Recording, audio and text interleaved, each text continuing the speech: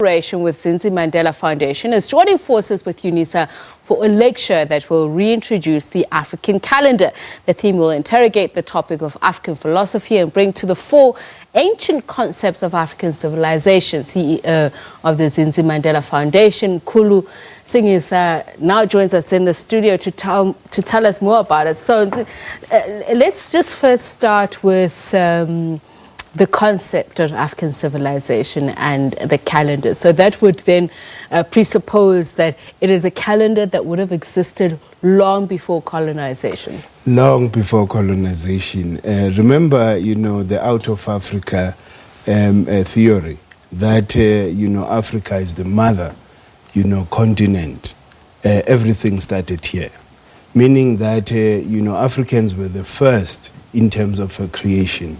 Then they were the first to be civilized, meaning that everything that we know with regard to Western civilization, it's actually an African civilization, because even the Romans and the Greeks were actually taught here. So we're trying to bring back all that, And obviously that would go back to the concepts even that would be found in the Timbuktu manuscripts of our own creations, even when speaking about when we came to the numerical calendar. But what did we use before to determine the seasons, the length of the year as well? You remember the Libombo bones. There's the Libombo bones, then there's the Shango bones. The Libombo bones are older than the Shango bones, which then confirms that a civilization started here in the south. Then people went, to the north because of trade. They were able to trade with so many people there. So those are the, mathematical instruments people used. There's also here in Mpumalanga the oldest stone calendar in the world. Babu Credo calls it Inzalo Elang. What is commonly known today as Adam's calendar. So that is the beginning. Actually, that is the Zeptepi, the beginning in terms of us calculating. It's very interesting when you speak about that, because at some point you point to Egypt and explaining that concept. And I know the Ethiopians would then quickly jump in and argue differently. So how do we then... Okay, the date of the Ethiopians, it's more political. Ours is scientific because it's based on the equinoxes and the solstices. So, even the Ethiopians... then which would be the oldest calendar then? The one that is based on nature. Okay. Meaning that, the Ethiopians and the, Egyptians and South Africans, it's all one thing. Because before, there was what is called the Great Empire of Kemet. Yes. It involved most of the kingdoms on the continent. And some of them, the kingdoms here in the south, used to call themselves Bonabakhulu Basekemu. That is the brotherhood that was formed throughout the whole continent before colonizers actually came here. So, South Africa, it is the birthplace of, civilization. All the facts are pointing there. And obviously when we talk about the African calendar here, and I did ask what do we use to point out the seasons or the length of time. I know at some point you mentioned the moon, but we changed from the moon to the sun. Yes. Why was that? No, remember the moon is the first cosmic body that goes around our planet. But the moon is very erratic. You can't predict with certainty that, next year it will be here. That is why even those that still follow the moon calendar, they wait for the sighting of, the new moon or the first crescent of the moon. Then, it was, the ancestors then counted the calendar based on the movement of our planet around the sun. So that gave them certainty. So, the moon... So that moved us from is it a 48 day 13. period? Okay, 13 months. So, like the so the moon would have been shorter. It would be longer. Longer, okay. Longer. Because it takes 13 months for the moon. That's what I wanted to But be the sure. solar, it's 12 months of 30 days.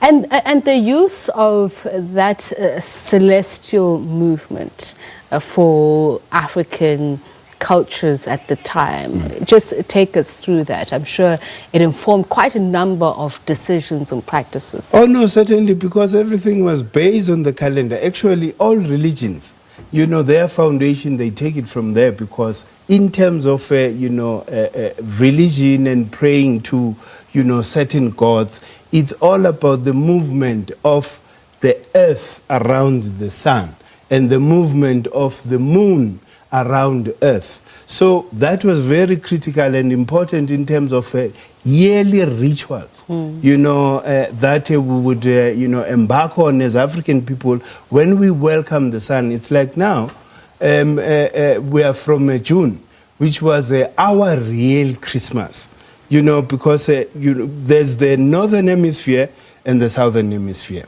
The December that we celebrate, it is the Christmas for the northern hemisphere. Our Christmas is on the 21st of June, based on the movement of our Earth around the sun. So you mentioned earlier on the Kemet royal calendar, and just in terms of the monarchies themselves, how did they base their decisions? I'm sure if ever you are going to embark on a takeover or raid, that would have also been used, or whether or not there's good karmic action. Very much so, because those are the people who studied, the movement of cosmic bodies and how they affect us. Then there are these, stars they called the deacons. The deacons, according to Okoko, are saying they are responsible for everything that happens on earth. So they would study, like the deacons, per month, it will be a 30-month day, but one deacon or formation of stars, it takes 10 days, for it to move into another a collection of, stars, the deacons. So those stars will then foretell the future. That is why astronomers, were able to actually predict, because this is, life is cyclical.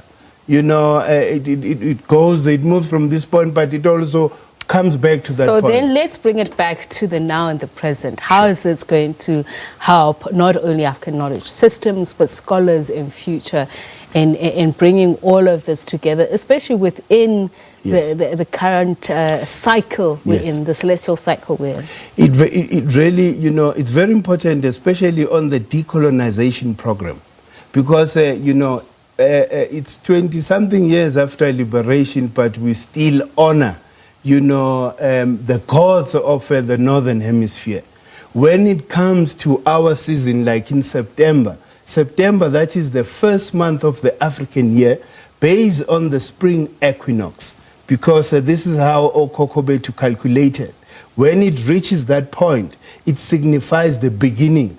And nature confirms, because everything starts greening.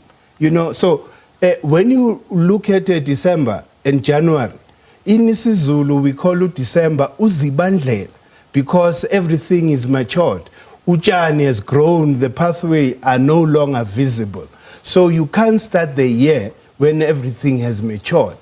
The year starts in September, on the 23rd of September. That is the beginning of the African year, as per in nature. And this launch happens tomorrow? Tomorrow. Thank you very much. Mkhulu Nsingiza is the CEO of the Zindzi Mandela Foundation, speaking about the launch of the calendar. Of course, we'll bring you more on that. Stephen?